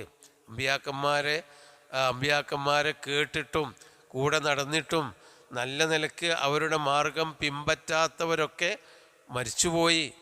അവർക്കൊക്കെ അള്ളാഹുവിൻ്റെ ശിക്ഷ വന്നു എന്നത് അവസാനത്തെ നബി വരെയുള്ള ആളുകളുടെ അനുഭവങ്ങളാണ്. മൂസാ നബി അലൈഹിസ്സലാമും ഈസാ നബി അലൈഹിസ്സലാമും ഒക്കെ ആണല്ലോ അവസാന പ്രവാചകന്മാർ. അവരെയൊക്കെ ധിക്കരിച്ച് നടന്നവരൊക്കെ അപകടത്തിൽപ്പെട്ട് അള്ളാഹുവിൻ്റെ ശിക്ഷയ്ക്ക് വിധേയമായി. പിന്നെ ലൂത്ത് നബി, ഹൂദ് നബി, നോയ് നബി, സാലിഹ് നബി, എല്ലാ നബിമാരെയും അനുസരിക്കാത്ത ആളുകൾ നശിച്ചുപോയ സംഭവം നമ്മുടെ കൺമുമ്പിൽ ചരിത്രമുണ്ട്. ഇനി ബാക്കിയുള്ളത് മുഹമ്മദ് നബിയാണ്. മുഹമ്മദ് നബിൻ്റെ ആളുകളാണ്. നമ്മളെ ആ മുഹമ്മദ് നബിയെ പിന്തുടരാത്ത ആളുകൾ നശിച്ചതായിട്ട് അങ്ങനത്തെ പിന്നെ ആദ് സമൂദ് കാലഘട്ടത്തിലുണ്ടായ ഒരു നാശം ഉണ്ടായിട്ടില്ല. അത് നബി സല്ലല്ലാഹു അലൈഹി വസല്ലമ പറഞ്ഞിട്ടുമുണ്ട്. മറ്റുള്ള നബിമാരെ ധിക്കരിച്ചപ്പോൾ അള്ളാഹുവിൻ്റെ അദാബ് ഇറങ്ങിയ പോലെ എൻ്റെ സമൂഹത്തിൽ ആ നിലക്കുള്ള ഒരു ഉന്മൂലനാശത്തിൻ്റെ ശിക്ഷ വരൂല. എന്തുകൊണ്ടെന്നാൽ മറ്റുള്ള നബിമാരുടെ കാലഘട്ടത്തിൽ അദാബ് കൊണ്ട് ആ സമൂഹത്തെ നശിപ്പിക്കുകയും പുതിയൊരു സമൂഹത്തിലേക്ക് ഒരു പ്രവാചകൻ വന്ന് പുതിയൊരു സമൂഹത്തെ ഉണ്ടാക്കിയെടുക്കുകയുമാണ് മറ്റുള്ള നബിമാർ ചെയ്തത്. നോഹ് നബി അലൈഹി സ്വലാമിൻ്റെ കൂടെയുള്ള ആളുകൾ എല്ലാവരും വെള്ളത്തിൽ മുങ്ങി മരിച്ചിട്ട് ഒരു ക്ലീൻ സ്ലേറ്റിലാണ് നോഹ് നബി അലൈഹി സ്വലാം ആ വെള്ളപ്പൊക്കം കഴിഞ്ഞിട്ട് പുതിയ തൗഹീദി പ്രബോധനം തുടങ്ങുന്നത്. ഒരു കാഫിറോട് ഉണ്ടായിരുന്നില്ല. പിന്നെയും ആയി. പിന്നെ ഷുഐബ് നബി അലൈഹി സ്വലാമിൻ്റെ സമൂഹം വന്നു. അവർ കുറേ ആയപ്പോൾ ഓല നശിപ്പിച്ചു. അതിൽ നല്ല ആളുകളെ ബാക്കിയാക്കി അവിടുന്ന് തുടങ്ങി. പിന്നെ നമ്മൾ ഓരോ തലമുറയെയും വരികയാണെങ്കിൽ പിന്നെ ഷുഐബ് നബി അല്ല കേട്ടോ, ഒരുപാട് നബിമാർ അതിൻ്റെ ഇടയിൽ വന്നിട്ടുണ്ട്, നമുക്ക് പേരറിയാത്ത. ഓരോ തലമുറയെയും നമ്മൾ നോക്കുകയാണെങ്കിൽ അവരൊക്കെ നശിപ്പിച്ച് മറ്റൊരു സമൂഹത്തിനെ തുടങ്ങാൻ അവരൊക്കെ ഓരോ പ്രവാചകനെ അയച്ചിട്ടുണ്ട്. മുഹമ്മദ് നബി സല്ലല്ലാഹു അലൈഹി വസല്ലമക്ക് ശേഷം വേറൊരു നബി ഇല്ലാത്തത് കൊണ്ട് ഈ സമൂഹത്തെ നശിപ്പിച്ചിട്ട് തിന്മ ചെയ്യുന്നവരെ നശിപ്പിച്ച് വേറൊരു പുതിയ പ്രവാചകൻ്റെ കീഴിൽ ഇനി പ്രബോധനം തുടങ്ങൂല. ഈ പ്രബോധനം നമ്മൾ ഇത് സ്വീകരിക്കുന്നവർക്ക് രക്ഷയുണ്ട്, സ്വീകരിക്കാത്തവർക്ക് അവസാനമായി ശിക്ഷയും ഉണ്ടായിരിക്കും. അപ്പോൾ അതാണ്. അപ്പോൾ നമ്മൾ നോക്കേണ്ടത് മുമ്പുള്ള നബിമാർ അവരെ സ്വീകരിച്ചവരും സ്വീകരിക്കാത്തവരുടെയും അവസ്ഥ എന്താണ്. സ്വീകരിക്കാത്തവർ അതാ കിടക്കുന്നു വെള്ളത്തിൽ, ചാവ് കടലിൽ കുറേ എണ്ണം. അപ്പുറത്തതാ ആദ് സമൂഹം നശിച്ചു കിടക്കുന്നു, മറ്റോടത്ത് സമൂദ് സമൂഹത്തിൻ്റെ ആളുകൾ നശിച്ചു കിടക്കുന്നു. ഫിറഔനും കൂട്ടരും അതാ വെള്ളത്തിൽ മുങ്ങി ചത്തുപോയിരിക്കുന്നു. അത് നോക്കണ്ടേ? അത് നോക്കുമ്പോൾ നബിമാരെ സ്വീകരിക്കാതിരുന്നാലുള്ള ദുരന്തം എന്താണ്? ഫൻളുർ, നീ നോക്ക്, കൈഫകാന ആഖിബത്തുൽ മുൻദരീൻ, താക്കീര് നൽകപ്പെട്ടവരുടെ പരിണിതി, അന്തിമ ഫലം എന്തായിരുന്നു എന്ന്. എന്നാലോ ഇല്ലാ ഇബാദല്ലാഹിൽ മുഖ്ലസീൻ, ആത്മാർത്ഥതയുള്ള, മുഖലസ് എന്ന് പറഞ്ഞാൽ ആത്മാർത്ഥത, മുഖലിസ് എന്ന് പറയും, മുഖലസ് എന്ന് പറയും. മുഖലിസ് എന്ന് പറഞ്ഞാൽ ആത്മാർത്ഥത കാണിക്കുന്നവൻ, മുഖലസ് എന്ന് പറഞ്ഞാൽ ആത്മാർത്ഥത കാണിക്കപ്പെട്ട് ജീവിക്കുന്നവൻ. അള്ളാഹു തആല ഇഖ്ലാസ് നൽകപ്പെട്ടവർ. ഇല്ലാ ഇബാദല്ലാഹിൽ മുഖ്ലസീൻ, അള്ളാഹു തആല ആത്മാർത്ഥത നൽകപ്പെട്ട ആളുകളൊഴികെ അവർക്ക് താക്കീതുകാർ വന്നിട്ട് അവർക്കൊരു ആഖിബത്ത്, ദുരന്തമുണ്ടായില്ല. അള്ളാഹു ഇഖ്ലാസ് നൽകപ്പെട്ട് നന്നായി ജീവിച്ചിരുന്ന ആളുകളെ അള്ളാഹു തആല രക്ഷപ്പെടുത്തി. അപ്പോൾ നല്ലൊരു ജീവിതവും ചീത്ത ജീവിതവും നമ്മുടെ മുമ്പിൽ അള്ളാഹു വെച്ച് തന്നു. നിങ്ങൾക്ക് ഏതാ വേണ്ട എടുത്തോളി. അതാണ് അദാലിക ഖൈറുൻ നുസുലൻ അം ഷജറത്തു സഖൂം. അതാണ് നല്ല ഖൈർ, നല്ല സദ്യ. അതാണോ? അതല്ല ഷജറത്തു സഖൂമാണോ? അതിൻ്റെ കൂടെ വെള്ളവും കൂടി കിട്ടും. ഫമാലിബൂന മിന്നൽ ബുത്തൂൽ ഫശാരിബൂന അലൈഹി മിനൽ ഹമീം ഫശാരിബൂന ഷുർബൽ ഹീം എന്നൊക്കെ സൂറത്തുൽ വാഖിയയിലുണ്ട്. അപ്പോൾ അള്ളാഹ് 2 പ്ലേറ്റ് നമ്മുടെ മുമ്പിൽ വെച്ച് തന്നു. ഒന്ന് നന്മയുടെയും നിഅമത്തിൻ്റെയും റഹ്മത്തിൻ്റെയും ഒരു സദ്യ, ഇപ്പുറത്ത് അദാബിൻ്റെയും ഭീകരതയുടെയും മറ്റൊരു സദ്യ. ഇനി ഏതിന്നാണ് നമ്മൾ തിന്നേണ്ടത് എന്ന് നമ്മൾ നോക്കാനാണ് ഈ കഥ പറയുന്നത്. അത് നമ്മളിനി തിന്നേണ്ടത് ചെയ്യുന്ന അതിനും ഇതിന്നും കൂടി ഒപ്പം തിന്നണോ? അതല്ല ഇതിൽ നിന്ന് മാത്രം മതിയോ? അത് പറ്റ ഒഴിവാക്കണോ? അത് നമുക്ക് അല്ലാഹു തആല വിട്ടു തന്നതാണ്. ഇനി വലഖദ് നാദാനാ നൂഹുൻ ഫനിഅമൽ മുജീബൂൻ വനജ്ജയ്നാഹു വഅഹ്ലഹു മിനൽ കർബിൽ അളീം വജഅൽനാ ദുർരിയ്യതഹു ഹുമുൽ ബാഖീൻ വതറക്നാ അലൈഹി ഫിൽ ആഖിരീൻ സലാമുൻ അലാ നൂഹിൻ ഫിൽ ആലമീൻ ഇന്നാ കദാലിക നജ്സിൽ മുഹ്സിനീൻ ഇന്നഹു മിൻ ഇബാദിനൽ മുഅ്മിനീൻ സുമ്മ അഗ്റഖ്നൽ ആഖരീൻ. നോഹ് നബി അലൈഹി സ്വലാമിൻ്റെ സമൂഹത്തിലും ഇങ്ങനെ ഒരു ഫിൽറ്റർ അള്ളാഹു തആല ചെയ്തു. ആ ഒരു ഫിൽറ്റർ അതെന്താണ്? നോഹ് നബി അലൈഹി സ്വലാം റബ്ബി ഇന്നി ദഅഉതു ഖൗമി ലൈലൻ വനഹാറ, പിന്നെ ഫലം യസിദുഹും ദുആഇ ഇല്ലാ ഫിറാറ. പഠിച്ചോനെ, ഞാൻ ഇത്രയും കാലം രാവും പകലും ഞാൻ വിളിച്ചു, എന്നിട്ടോ അവർ എന്നിൽ നിന്ന് ഓടിപ്പോവുക എന്നല്ലാതെ കൂടുതലൊന്നും ഉണ്ടായിട്ടില്ല. വേറെ ആയത്തുകളിലുണ്ട് സുമ ഇന്നി ദഅഉതും, ഞാൻ അവരുടെ ഐലൻതുലഹും അസ്റർതുലഹും മിസ്റാറ, ഞാൻ പരസ്യമായി വിളിച്ചു, രഹസ്യമായി ചോട്ട് പറഞ്ഞു കൊടുത്ത് നന്നാക്കി കൊണ്ടുവന്നു, രാവും പകലും ഒക്കെ ഞാൻ നടന്നു, എന്നിട്ടൊന്നും ഒരു ഫലം കിട്ടുന്നില്ല എന്ന് പറഞ്ഞപ്പോൾ നോഹ് നബി അലൈഹി സ്വലാം ആ പരാതി പറഞ്ഞപ്പോൾ അള്ളാഹു തആല ഒരു ഫിൽറ്റർ നടത്തി. ആ ഫിൽറ്ററിൽ നോഹ് നബിയോട് കപ്പലുണ്ടാക്കാൻ പറഞ്ഞു. എല്ലാ വിശ്വാസികളെ മൊത്തം, പിന്നെ നിങ്ങൾക്ക് ജീവിക്കാൻ ഇനിയൊരു ജീവിതം, വേറെ ഒരു ആദ്യം മുതൽ ഒരു ജീവിതം തുടങ്ങണം, ആകെ നശിക്കാൻ പോവുകയാണ്.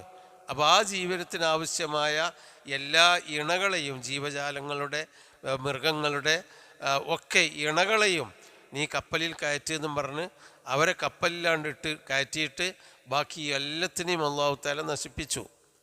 അതാണ്. അപ്പോൾ അതൊരു ഫിൽറ്റർ. അത് ഓരോ നബിമാരുടെ കാലത്തും ഇങ്ങനെ ഫിൽറ്റർ ചെയ്തിട്ട് നല്ലീനെ കൊണ്ട് തുടങ്ങിയിട്ടുണ്ട്. അതിനെ പറ്റിയാണ് പറയുന്നത്. വലഖദ് നാദാനാ നൂഹുൻ, നൂഹ് നമ്മളെ വിളിച്ചു, വിളിച്ചു, നാദാന നമ്മളോട് വിളിച്ചു പറഞ്ഞു, ഫലനിഅമൽ മുജീബൂൻ, ഉത്തരം ചെയ്യുന്നവരിൽ ഏറ്റവും നല്ലവനാണ് നാം. അവിടെ മുജീബീങ്ങളിൽ നല്ലവനാണ് എന്നേ ഉള്ളൂ.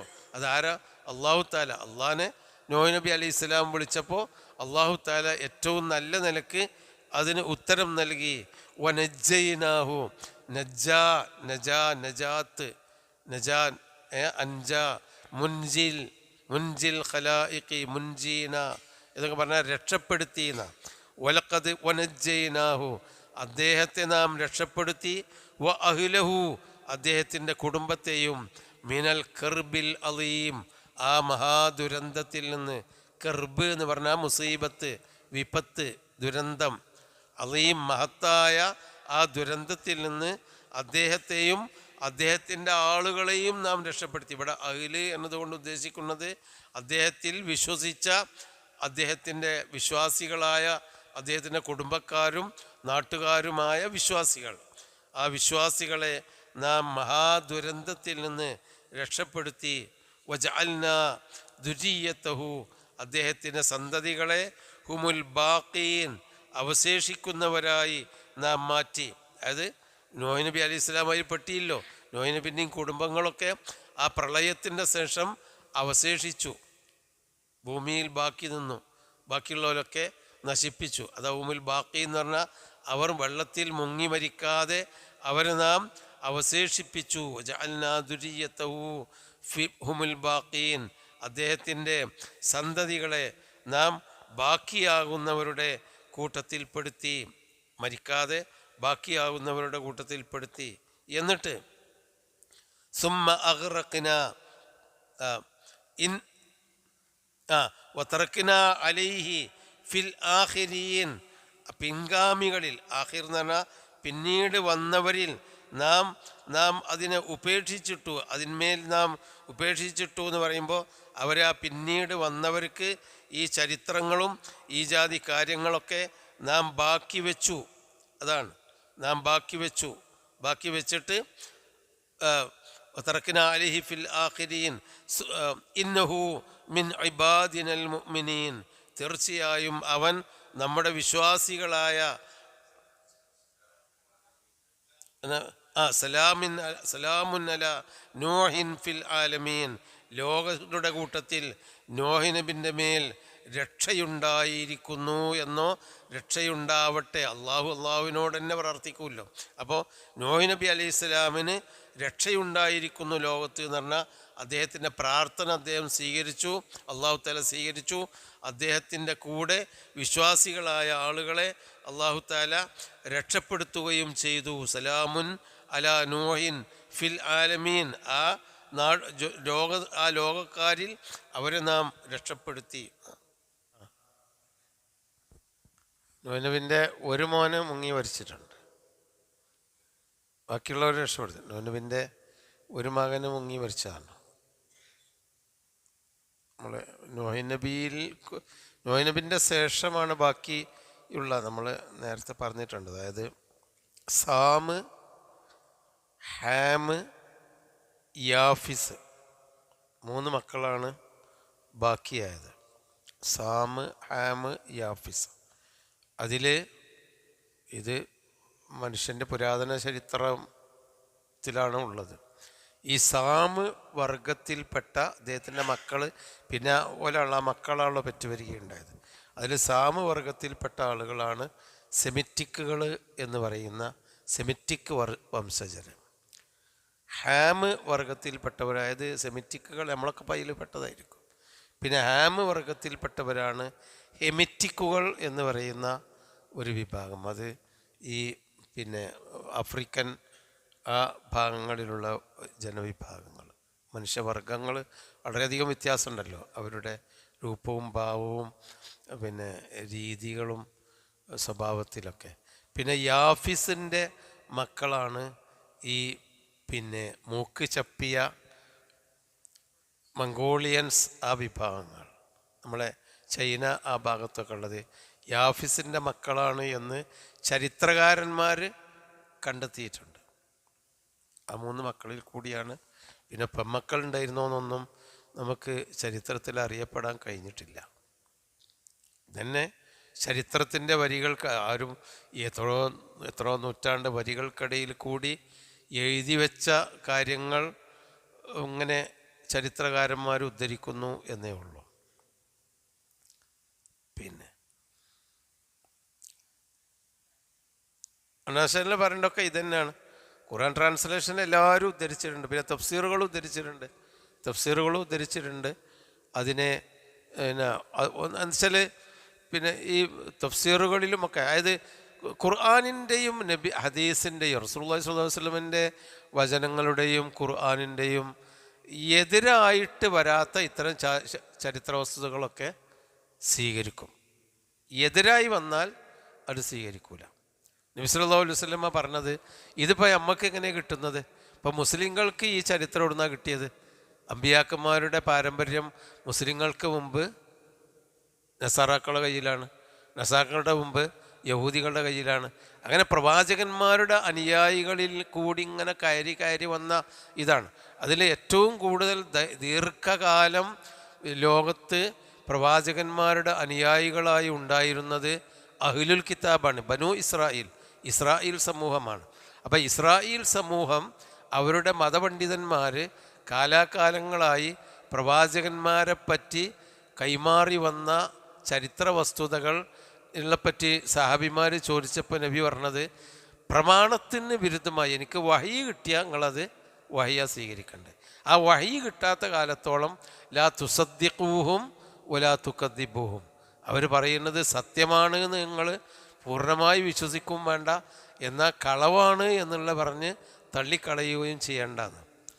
അപ്പോൾ അതുകൊണ്ട് പ്രമാണങ്ങൾക്കെതിരല്ലാത്ത ചരിത്ര വസ്തുതകളൊക്കെ അവരിപ്പോൾ ആദം നബി അലൈഹി സ്വലാമിൻ്റെ മക്കൾ 2 മകൻ ഖാബീലും ഹാബീലും തമ്മിൽ വലിയ ഒരു കലഹമുണ്ടാവുകയും എന്നിട്ട് ഒരാൾ മറ്റൊരാളെ കൊല്ലുകയും ചെയ്തു എന്നുണ്ട്. അതുമായി ബന്ധപ്പെട്ട ഒരുപാട് കെട്ടുകഥകളുണ്ട്. പക്ഷേ പ്രാമാണികമായി ഇബ്നു കസീർ റഹിമഹുല്ലാഹ് പോലുള്ള ചരിത്രത്തിൽ അങ്ങനെ ഉണ്ട്, കഥകളുണ്ട് എന്നാണ് പറഞ്ഞു പോകുന്നുള്ളതല്ലാതെ ഖുർആനിനുമായി യോജിക്കുന്നത് എന്താണ്? ഖാബീലും ഹാബീലും 2 മക്കളായിരുന്നു, അതൊരു വസ്തുത. ആ 2 മക്കളും തർക്കിച്ചു. എന്തിന് തർക്കിച്ചു എന്നുള്ളതിൽ പല അഭിപ്രായ വ്യത്യാസങ്ങളുണ്ട്. അവർ 2 പേരും പിന്നെ ഒരാളുടെ ഭാര്യ മറ്റേ ആളുടെ ഭാര്യയെക്കാളും സൗന്ദര്യം ഉണ്ടായിരുന്നു എന്നൊക്കെ അങ്ങനെയുള്ള കുറേ കഥകളുണ്ട്. അതൊന്നും മുഫസ്സിരീങ്ങൾ ആ നിലക്ക് പറയില്ല, അതിലൊന്നും അർത്ഥമില്ലാത്ത. പിന്നെ ഇത് കറബ കുർബാനൻ ഫത്തുഖുബില മിൻ അഹദീമ വലം യതഖബ്ബൽ മിനൽ ആഖിരി. അവരൊരു കുർബാന നടത്തി, കുർബാന എന്ന് പറഞ്ഞാൽ ഒരു പുണ്യകർമ്മം നടത്തി. അതിൽ ഒരാളിൽ നിന്ന് അള്ളാഹ് സ്വീകരിച്ചു, മറ്റേ ആളിൽ നിന്ന് സ്വീകരിച്ചില്ല. അപ്പോൾ എന്തിനാണ് അവർ കുർബാന നടത്തിയത്? എന്തായിരുന്നു അവർ തമ്മിലുള്ള തർക്കം? അതൊന്നും ഖുർആൻ പഠിപ്പിച്ചു തന്നിട്ടില്ല, ഹദീസിലും നബിയും അങ്ങനെ ആ തരത്തിൽ പിന്നാലെ ഒരു ചരിത്രകാരനെ പോലെ പിന്നാലെ പോകാറില്ല. അപ്പോൾ അവിടെ നിർത്തി. അവിടെ ആ ചരിത്രം അത്രയും നമ്മൾ മനസ്സിലാക്കുന്നു, അതിൻ്റെ അപ്പുറത്തേക്ക് നമ്മൾ പോകേണ്ടതില്ല.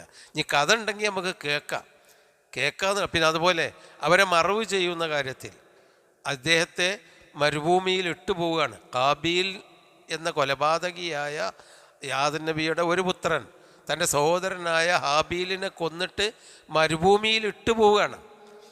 മരുഭൂമിയിൽ ഇട്ട് പോയപ്പോൾ പിന്നെ പക്ഷികളോ അല്ലെങ്കിൽ മൃഗങ്ങളോ തിന്നുപോയിക്കോളും, കൊത്തിക്കൊണ്ടുപോയിക്കോളും വെച്ചിട്ട് ഇട്ടുപോവുകയാണ്.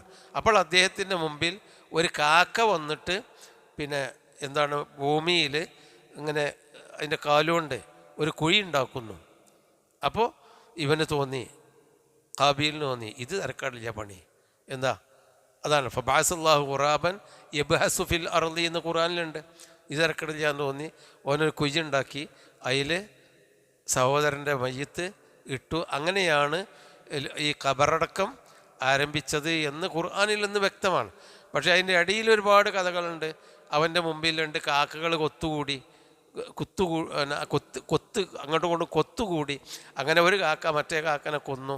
എന്നിട്ട് ആ കാക്ക ഒരു വലിയ ഉറാബ് ഒരു കുഴി ഒഴിച്ചുകൊണ്ട് ചത്ത കാക്കനെ അതിൻ്റെ ഉള്ളിലിട്ടപ്പോൾ ഇവന് ഇത് ഇറക്കടില്ല എന്ന് തോന്നി ഇട്ടു എന്നൊക്കെ കഥകളിലുണ്ട്. അതൊന്നും ഖുർആനിൽ നിന്ന് കിട്ടുന്നതല്ല. അപ്പോൾ ബഅസല്ലാഹു ഖുറാബൻ, അള്ളാഹു ഖുറാബിനെ അയച്ചു എന്നുണ്ട്. അതിമെന്നാണ് ഈ കഥകൾ വരുന്നത്. അപ്പോൾ നമ്മൾ അവരെ സത്യപ്പെടുത്തും വേണ്ട, അസത്യപ്പെടുത്തും വേണ്ട. ചിലപ്പോൾ ഉണ്ടായിരിക്കാം, ഇല്ലാത്തതായിരിക്കാം. ദീനുമായി ബന്ധപ്പെട്ട ശരീഅത്തുമായി നമ്മളെ അമലുമായോ നമ്മളെ അഖീദയുമായോ ബന്ധപ്പെട്ട ഒരു കാര്യവും ഈ ചരിത്രത്തിലില്ല. നമ്മൾ വിശ്വസിച്ചില്ല വിചാരിച്ചുകൊണ്ട് നമ്മളെ ഈമാനൊരു കേടും വരാൻ പോണില്ല. നമ്മൾ വിശ്വസിച്ചു എന്നതുകൊണ്ട് നമ്മളെ ഈമാനിലോ അമലിലോ എന്തെങ്കിലും ഒരു ഏറിയില്ല. അപ്പോൾ നമ്മൾ അങ്ങനെ കണ്ട് വിട്ടാൽ മതി എന്ന് അത്രയേ ഉള്ളൂ. സുമ അഗ്റഖ്നൽ ആഖരീൻ. പിന്നെ മറ്റേ ആളുകളെ നാം മുക്കി നശിപ്പിച്ചു. അതാണ് സലാമുൻ അലാ നോഹിൻ ഫിൽ ആലമീൻ.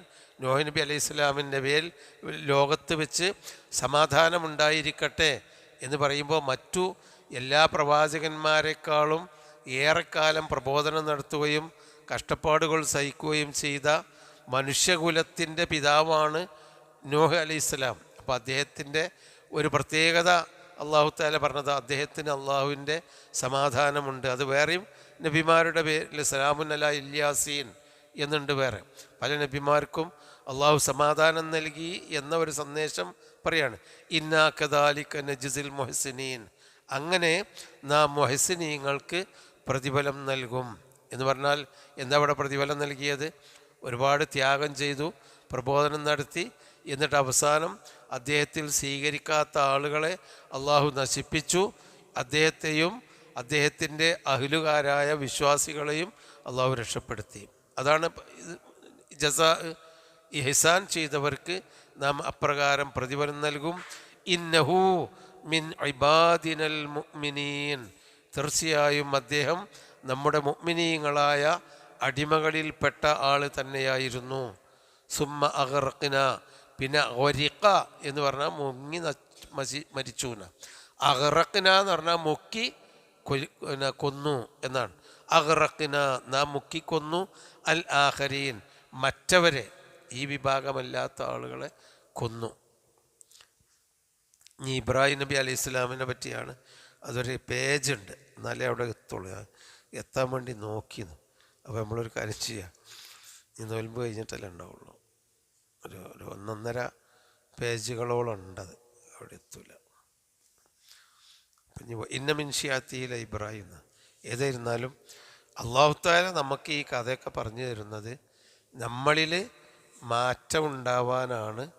അതാണ് നമ്മൾ ഖുർആൻ കുറേ പഠിച്ചു, അതിൻ്റെ അർത്ഥമൊക്കെ പഠിച്ചു. എനിക്ക് അതിൻ്റെ അർത്ഥം അറിയാം, അതൊന്നും നമുക്ക് വിഷയമല്ല, അതൊക്കെ പഠിക്കൽ തന്നെയാണ്. നമ്മളിൽ അതെന്ത് മാറ്റം വരുന്നു. ഏതായിരുന്നാലും റമദാനാണല്ലോ.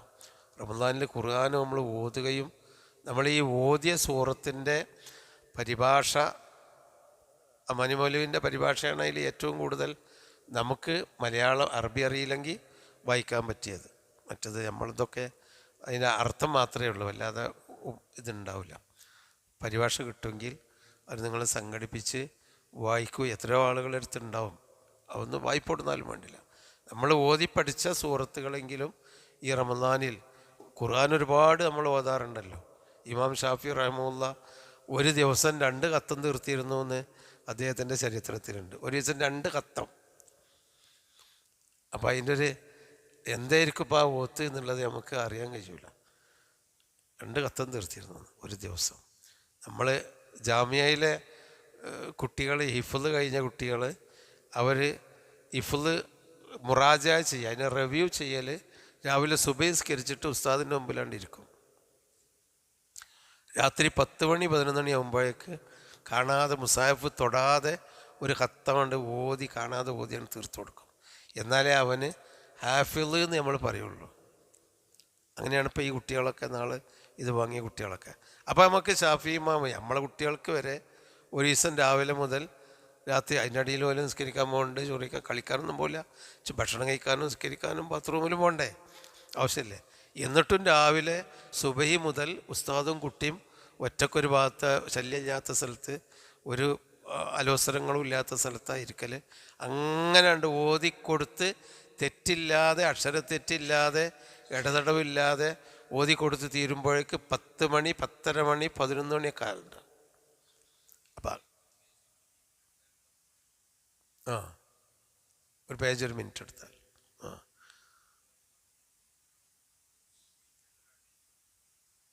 ഏത് അപ്പം ഷാഫി ഇമാമൊക്കെ പിന്നെ എങ്ങനെ ഓതിയെന്ന് വെച്ചാൽ അത് നമുക്ക് അറിയാൻ കഴിയില്ല. കാരണം ആ കാലഘട്ടത്തിൻ്റെ അവർക്ക് അള്ളാഹ് കൊടുത്തൊരു കഴിവായിരിക്കും. കാരണം 7ാമത്തെ വയസ്സിൽ ഇമാം ഷാഫി റഹ്മത്തുള്ള ഖുർആൻ മനപ്പാടാക്കിയിട്ടുണ്ട്. 7ാമത്തെ വയസ്സിൽ നമ്മളെ കുട്ടികൾ മടിയിൽ നിന്ന് നീച്ചിട്ടില്ലല്ലോ, എൻ്റെ മടിയിൽ നിന്ന് നീക്കാത്ത കുട്ടികളല്ലോ. പക്ഷെ അപ്പോഴേക്ക് ഖുർആൻ തെറ്റുകൂടാതെ ഹിഫ്ളാക്കിയിട്ടുണ്ട്. അത് ചരിത്രത്തിൽ ആർക്കും തർക്കമില്ലാത്ത വിഷയമാണ്. അപ്പോൾ പിന്നെ ഒരു ദിവസം 2 ഖത്ത് ഓതി എന്ന് പറഞ്ഞാൽ അതൊന്നുമില്ല. അപ്പം നമ്മൾ ആ ഓത്തും അവരൊക്കെ ഓതി എന്ന് പറഞ്ഞതും വെറും ഒരു ഓത്ത്, ബംഗാളികളുടെ ഓത്തല്ല, ശരിക്കും അർത്ഥം മനസ്സിലാക്കി തന്നെയാണ് അവർ ഓതൽ. അപ്പോൾ നമുക്ക് ഖുർആൻ നമ്മളൊരുപാട് ഓതലുണ്ട്. ഒരു ദിവസം ഒരു 10 ആയത്തെങ്കിലും അർത്ഥസഹിതവും കൂടിയും ഓതാനുള്ളൊരു ശീലം ഉണ്ടായാൽ ഖുർആൻ്റെ കുറേ ഭാഗം അർത്ഥത്തോടു കൂടി ഓതിയാൽ ബാക്കിയുള്ള ഭാഗമൊക്കെ നമുക്ക് താനേ അർത്ഥം നമുക്ക് വരും. കാരണം ഖുർആൻ്റെ ഒരു പ്രത്യേകത അതാണ്, ആവർത്തനമാണല്ലോ, ആവർത്തനമാണ് ഖുർആൻ. അപ്പോൾ ഒരു ഭാഗം ഉണ്ട് അർത്ഥത്തോടു കൂടി ഓതിയാൽ ബാക്കി അടുത്ത സൂറത്തിൻ്റെ ഒക്കെ ചിലതൊക്കെ നമുക്ക് അർത്ഥം വേണ്ടി വരുള്ളൂ. ഏതായിരുന്നാലും അള്ളാഹു അതിനൊക്കെയുള്ള തൗഫീക്ക് നമുക്ക് നൽകുമാറാവട്ടെ. ഈ പരിശുദ്ധ റമദാൻ എല്ലാ അർത്ഥത്തിലും നന്നായി പാപങ്ങൾ പുറത്ത് നമ്മുടെ കർമ്മങ്ങൾ ചെയ്യാനുള്ള തൗഫീക്ക് അള്ളാഹു നൽകുമാറാവട്ടെ. സുബ്ഹാനക അല്ലാഹുമ്മ വബിഹംദിക അശ്ഹദു അൻ ലാ ഇലാഹ ഇല്ല അൻത അസ്തഗ്ഫിറുക വഅതൂബു ഇലൈക്.